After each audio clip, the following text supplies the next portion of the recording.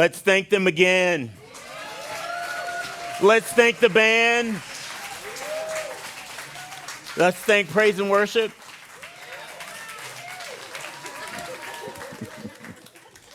Good evening. So good to see all of you this evening. I love the Christmas story. I love the Christmas story, but probably for not the reasons that you would think. I love the Christmas story because it actually is really quite messy. It's very messy. It's a hot mess, actually. But it's kind of like life. And you can sanitize the story if you want to. But I think we can identify with it if we identify with the fact that it was a hot mess. Okay? So I am asking you this evening, my question to you is, are you expecting?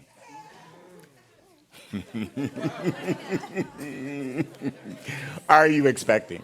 Everyone approaches Christmas in a different way. It's the way they're comfortable, but they approach it with different expectations. If I were to take a poll here today about what this Christmas 2025 means to you, there would be a sea of different options or ideas or descriptions and expectations. But regardless to the expectation, Christmas is complicated. It is very complicated. You see the trees are decorated, the lights are blinking, and there's holiday music everywhere. Lord, it started right after Halloween. And if I could find my father's gun, okay? It just kind of takes me over sometimes. You know, we have a tree, and it is an unusual time. There is a lot of anxiety this time of year for the perfect gift or being able to deal with your family and friends.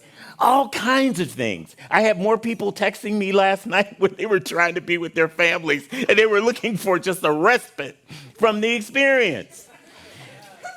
Everything is intense this time of year. Happiness as well as sadness. Both of those things are there. I guarantee you when I get back to the office, we will have had the highest number of mental health patients on this 24 hours, 48 hours of this week than we will have had all year long. And we start every day with an average of 12 to 14 people who we are trying to keep safe. So today it could be 20 or 25. It's a difficult time. The expectations drive us beyond what is really realistic, and we think we're living in a Hallmark card. And life, I don't know about your life, my life is not a Hallmark card. Maybe it's not as messy as this story, but it's messy. So how do we approach this, and how do we know and believe and trust with the fact that even though it is messy and it is a hot mess, that it is always perfect? How do we have that irony? What makes it perfect? The reason that it's perfect is that you always have the ability to overcome, no matter what happens. But we have challenges in life, but we can overcome them. It can be a sad time, it can be a happy time. But we just hold on and recognize the fact that it's just actually very complicated. Why is it complicated? Well, Mary is a pregnant young girl. She was probably a teenager at the time. Pregnant. Probably didn't have any control over that whatsoever. And then she was espoused, or she was promised to Joseph. And she said, well, but look, I got a baby coming. And he said, it ain't mine. That's messy. That's messy. Few of us have been there. They didn't have any DNA then, right? They just had to deal with the circumstances as they were. And Joseph eventually came through and he did what he was supposed to do, or as the story says he did. But in this whole experience, what do? He said, I'm going to call off the whole wedding. But he didn't. He continued on, and then they go to Egypt. In her 9th month, she is bouncing on a donkey on a dirt road. Now, I love that line. You're going to hear it every year. I don't care what I'm talking about. Because that's life. It is a dusty, rocky road, and you need something to be able to climb over the obstacles that are in our way, but you have been given the power to do that. So this whole story is a young girl bouncing on a donkey, 9 months pregnant. There is no Walgreens, there is no McDonald's, there is no place to go to the bathroom. Regardless to what your expectations are in life, you might need a bathroom. I always say I never want to hang out too long in a city that doesn't have a Walmart and a McDonald's. I mean, it's just kind of not civilization for me if there aren't certain things there. And this was not civilization, but it was the civilization at the time. Then they get to the hostel, and we use that term this year very purposefully because that is life. We don't have very many inns, but we do have hostels. Maybe they were on their way to a B&B. Maybe they were on their way to an Airbnb. Who knows? Okay? But however, when they got there, they did not have their reservation. Now, what do? You have traveled all this distance, and there is nowhere to go. And they say, well, you can go out back and get in the stable. Messy. Because what happens when you are in the stable? You take a deep breath and you go, oh my God. It stinks in the stable. It actually stinks. That's where the animals are. There's no air conditioning. It's just the animals being animals, and you're hanging out with you're having your baby in this circumstance. And we call a manger. A manger is a feeding trough. I mean, let's talk about how messy this is. Let's not clean it up and make it a manger. It is messy. It is a feeding trough. The animals had just got finished eating out of the trough, and Jesus gets laid in the trough. And the story talks about swaddling clothes. You know what swaddling clothes are? They are the rags that are soaked in milk from a cow. It's messy, and it stinks. And in the middle of all of this, there are no diapers. There is no diaper service. And Jesus, of course, had to eliminate. It's just the way our bodies work. And it's not even a place where they have facilities. It's messy. This is an illustration of homelessness like no other. This is homelessness. You're following the law. They have called you to do this, and you end up in circumstances that you did not design. I didn't plan for this. Have you ever said that? I did not plan for this. And life happens, and it is messy, and sometimes it stinks. So the story represents our lives. It is just complicated. But our spiritual principle says the divine who began this good work in you shall perform it and make it happen. So if you are expecting, you're also going to deliver. If you trust the same spirit that dwells within you, eventually you are going to deliver. Now, not every animal has the same gestation period. Ours is typically 9 months, but an elephant is 22 months. How big of a blessing do you want? Do you want a 9-month blessing?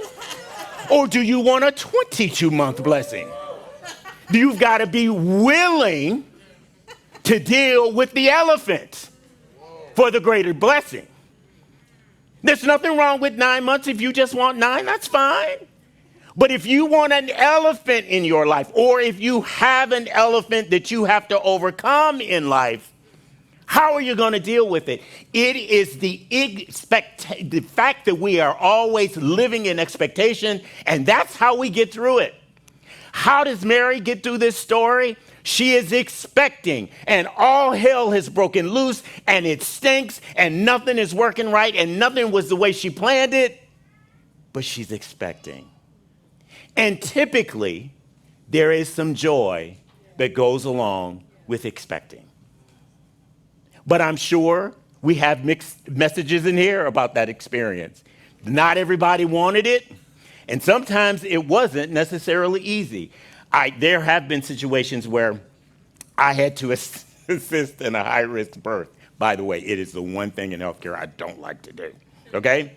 There's something about being in that intimate spot of waiting for the baby to be born that I think, I really shouldn't be here. I really shouldn't be here. This is a little too close.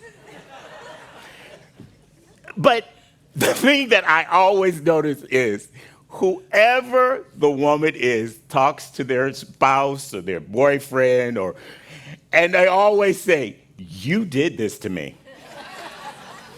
You did this to me." Every time there is a pain. And that level of anxiety increases the entire experience. Till then they're starting to use profanity and everything else because you did this to me. Giving birth is a messy process, but it is the expectation of the joy that comes on the other side of it that keeps you going. Expecting. Are you living in expectation? Are you expecting things to unfold in your life? What about the thing that is in you unfolding? What about the dream that is within you? Can you, with all of the obstacles and challenges, and when you are on the dirt road bouncing on a donkey and there is no restroom, can you still expect to deliver the dream that is in you? Because you got to find a way to make it through. Because every bit of evidence will tell you it ain't going to happen. It ain't going to happen. I'm going to tell you a story. Very true. I don't know that I've ever even shared this here. I visited here before I was going to interview at the hospital the next day. Sunday morning, 9 a.m. And as I walked out the door, Spirit spoke to me and said, "You're going to replace her when she retires."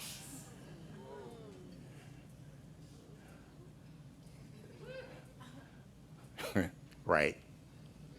Sure. But I will tell you, it made such an impression on me that for the next 2 years, I went through practitioner training. And the next 2 years after that, I went to the School of Ministry, had no idea how it was all going to materialize. But the Spirit gave me an expectation right at that point that I could hold on to when I was so tired doing homework, standing at the bar in my kitchen, because if I sat down, I would fall asleep. Folks, I worked full time and went to the School of Ministry. And to the best of my knowledge, I was the only one. And I said, there is no way in the world that this is going to work this way. There's no way in the world. I applied, and I was doing my online work, and then they called me and said, "What, you didn't fill out the other application?" And I said, what are you talking about? There's a second application. What's the second application? Well, you're going to have to go to Santa Rosa 3 weekends a month for 2 years. I went, "Do you know what I do for a living?" So I just said, there ain't no way that this is going to work this way. Whenever it happens, it happens. I did not miss a class. As things started unfolding, the dream, the message that was given to me, the vision of what was going to happen, pulled me through each one of those experiences when I just wanted to scream or I was so tired I didn't know what I would do. But I was going to be up at 4:15 in the morning, because that's when I get up, and go to the hospital. But it's about living in expectancy. You've got to have something that motivates you to go on. If you just live in your feelings, I guarantee you it's going to be a rocky road. And it's going to be messy for all the people that are around you. You've got to have a dream that you hold on to that is bigger than the challenges and the circumstances that you experience in your life. As difficult as your life is, your vision and dream should be bigger than that. Because with God, all things are possible. God doesn't show up in our experience for us to be aware of it until it is an impossible situation. And once it is impossible and you throw up your hands and go, I don't know what I'm going to do, somehow or another, it works itself out. Christmas is a messy story, but it is very much like our lives. It is complicated. It is messy, and there are periods of time when it is a hot mess. But you hold on because you know you are going to give birth to that thing that the Spirit placed in you. And you are not doing it alone. You have the divine that is with you that makes it happen in your life. So if you believe that every goal and objective that you can have in life, you can just accomplish on your own, then your goals are just not big enough. And I invite you to expand your borders, that you open up your mind to all of the possibilities. Well, no, I like that, but I don't think I can do that. You don't know what you can do with God. That's where the enablement comes from. It is the Spirit that dwells within us, and you don't have to go to a place, you carry it around with you. So as you go into this season, and as you go into next year, you are going to have some times where life is messy, and sometimes it's gonna stink. And you are going to feel like you are pregnant bouncing on a donkey on a dirt road. But hold on. Because what has been given to you, the Spirit shall bring it to pass. And so it is.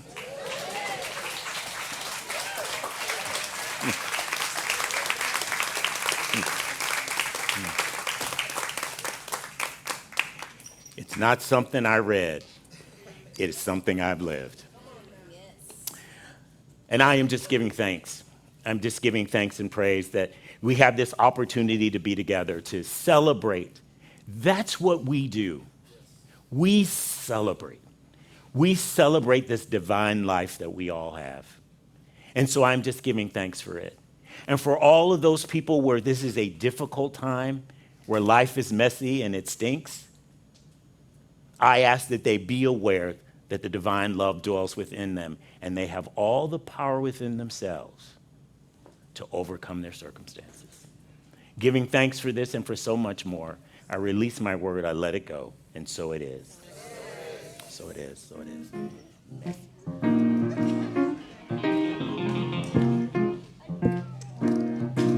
Clap it up, y'all, clap it up.